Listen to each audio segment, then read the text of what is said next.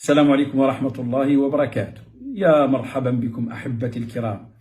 راني نشوف فيكم كثير سألوني أين أنت، واحد يقول لي ما هذا الغياب، فين رحت وما إلى ذلك من هذه الأمور، رغم أني في الحلقة الأخيرة من المراقب خبرت المتابعين الكرام بأنني سأغيب، والحقيقة ما سمحت ظروفي أني نعمل لايف. تقريبا حاجة خفيفة عملتها في القناة الثانية الاحتياطية على الماشي هكذا، ولكن للأمانة ما وجدت وقت أصلا بسبب الانشغالات، بسبب الإنسان ما استقر في مكان واحد، جولات، لقاءات، مواعيد مع ناس، هكذا ما استطعنا أن نجد أي وقت ولا متسع من الوقت كي نتحدث إلى الإخوة الكرام. لكن حقيقة أنه رأيت من الضروري ندير لكم هذا الفيديو القصير.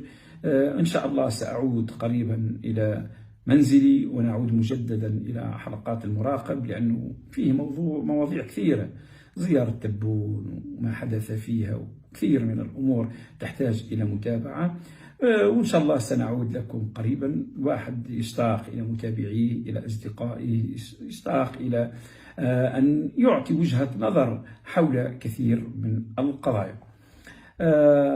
أنا بخير، في ظروف ممتازة، زرت الداخلة، وقفت على كثير من الأماكن، التقيت مع كثير من الإخوة والحمد لله، وكثير من الأصدقاء، وزرنا الكثير من المرافق، وقفنا على بنى تحتية كبيرة، على تطور يعني تنموي كبير يقدم عليه المغرب. وأعتقد أن هذا الذي شكل هاجس لدى العسكر، أن المغرب يتسارع ويسير بقوة وبسرعة نحو البناء، نحو التنمية، نحو حسم الكثير من الأمور اللي تخص تنمية البلاد وأيضا تنمية العباد، لأنه التنمية البشرية والتنمية الاقتصادية بمصطلحات أفضل بكثير تسير بالتوازي وبطريقة مذهلة رانا وقفنا عليها. وإن شاء الله سنفاجئكم بواحد التقرير أعددناه في هذه المسألة،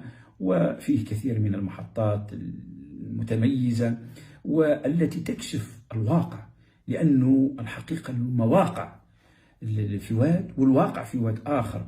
النظام الجزائري خاصة بالنسبة للصحراويين يسوق لهم في واحد الواقع أو في واحد شيء آخر عبر المواقع ما هي موجودة على أرض الواقع، ما عاد شيء حقيقة. ما وجدنا شيء اسمه قضية أو نزاع أو صراع أو شيء من هذا القبيل، لا شيء. ما يعني أنا أعتقد بأنه هذه القضية بقات فقط موجودة في مخيمات تندوف، ولا مكان لها بين الناس. أنا أتكلم لك على الناس العاديين، الناس العاديين أصلا فيهم اللي التقيتهم في زيارتي 2010 كانت عندهم رؤية معينة ورؤية أخرى، والآن صارت هذه تلك الرؤية رموها وراء ظهورهم. حقيقة لما نتكلم معاهم هكذا يقول خلاص الماضي انتهى، نحن الآن مشينا خطوات إلى الأمام في البناء والتنمية والتفرغ إلى ما هو آت. لأنه كما قلت لكم من قبل وتذكروا هذا الكلام أكيد، أنه الداخلة والعيون أنا أعتقد أنهم راح يتحولوا إلى أو ينضموا إلى مجموعة الأقطاب السياحية والاقتصادية المهمة في العالم العربي والإسلامي وحتى في العالم كله، مثل ما هو شأن الدوحة ودبي وأبو ظبي والرياض وإسطنبول وغيرها. أنا أعتقد بأنه ما كنت أقوله بناء على المعطيات المتوفرة لدي وقفت عليه يعني الآن رأي العين. حقيقة عندما كنت نقول لكم منذ مدة أنه هذه قضية الصحراء المغرب حسمها، وحسمها بمعنى الكلمة حسم نهائي، بقيت بعض الرتوشات الخفيفة على مستوى دولي وتنتهي هذه القضية. ولكن الشيء اللي هو أهم من الرتوشات الدولية والدبلوماسية ومواقف الدول وكل شيء أنه حسمها داخليا، وهذا الذي وقفت عليه.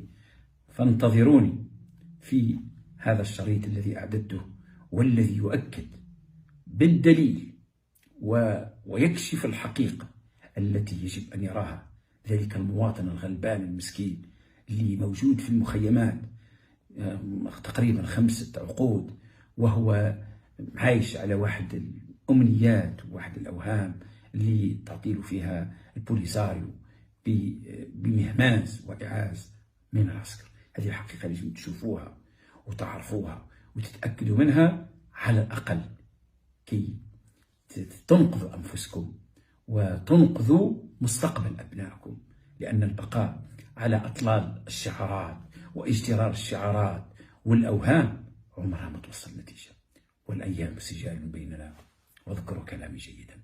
ألقاكم إن شاء الله قريبا في المراقب، وفي مادة إن شاء الله سنتكلم في كثير من الأمور، لأن هذه الزيارة أنقلها لكم وهذه ما وقفت عليه ستغير الكثير وأعطى صورة أخرى تحتاج إلى أن تصل للجزائريين، وليست تلك الصورة المشوهة التي يسوقها جنرالات أغرقوا البلاد في الفساد والاستبداد، وصاروا أيضا خطر على العباد. ألقاكم بخير، وإلى ذلك الحين استودعكم الله الذي لا تضيع ودائعه. السلام عليكم ورحمة الله وبركاته.